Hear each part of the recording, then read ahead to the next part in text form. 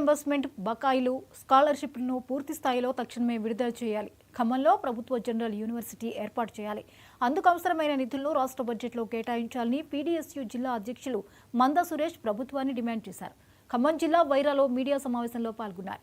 కాంగ్రెస్ ప్రభుత్వం ఏర్పడిన తర్వాత విద్యారంగ సమస్యల పరిష్కారానికి చొరవ తీసుకోకపోవడం విస్మయాన్ని కలిగిస్తోందని విమర్శించారు. ఈ సమావేశంలో జార్జిరెడ్డితో పాటు సహాయ కార్యదర్శి సిహెచ్ అజయ్, సందీప్, నరేష్, ప్రశాంత్, నాగేశ్వరరావు, ఆదర్శ్ పాల్గొన్నారు. విద్యాశాఖ మంత్రిని తక్షణమే నియమించాలి. విద్యారంగం సాధించాలి. పెండింగ్లో ఉన్న స్కాలర్షిప్ రియంబర్స్మెంట్ని తక్షణమే 7,000 కోట్ల సుమారు రియంబర్స్మెంట్ని విడుదల చేయాలి.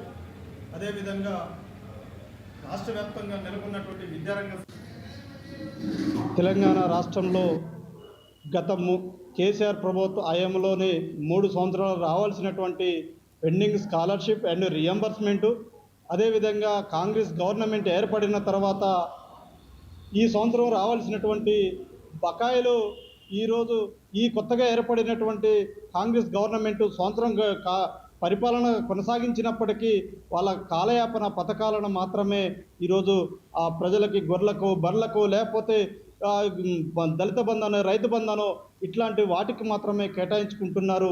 విద్యారంగాన్ని పూర్తిగా విస్మరిస్తున్నారు.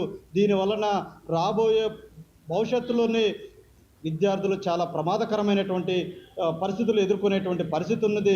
రానున్న రోజుల్లో విద్యార్థులకి, పేద విద్యార్థులకి, బడుగు బలైన విద్యార్థులకి ఈ స్కాలర్షిప్ రియంబర్స్మెంట్ విడుదల చేయకపోవటం వల్ల రానున్న రోజుల్లో పూర్తిగా విద్యని ఈ ఎనీ డిగ్రీ కాలేజెస్ మొత్తం కూడా బీటెక్, ఇంజనీరింగ్, అదేవిధంగా ఫార్మసీకి సంబంధించినటువంటి ప్రతి ఎడ్యుకేషన్ డిపార్ట్మెంట్ మొత్తం కూడా పూర్తిగా ఈరోజు కొలాప్స్ అయ్యే విధంగా ఉన్నది.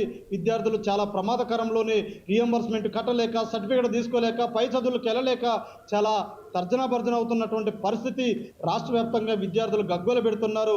మరోవైపు విద్యారంగానికి కొటారి కమిషన్లు చెప్తున్నటువంటి 30% విద్యారంగానికి నిధులు కేటాయించాలని చెప్పేసి అనేక కమిషన్లు చెప్పినవి ఈ రోజు వరకు కూడా విద్యారంగానికి నిధులు కేటాయించడంలోనే జప్యం చేస్తున్నారు. కనీసం ప్రతి బడ్జెట్లోనే 6%, 7%, ఇప్పుడైతే 5% కేటాయించేటువంటి పరిస్థితి ఉన్నది. రాబోయే బడ్జెట్లోని పెట్టబోయే బడ్జెట్లోని 2025-26 బడ్జెట్ రాష్ట్ర బడ్జెట్లోని ఖచ్చితంగా 30% నిధులు కేటాయించాలని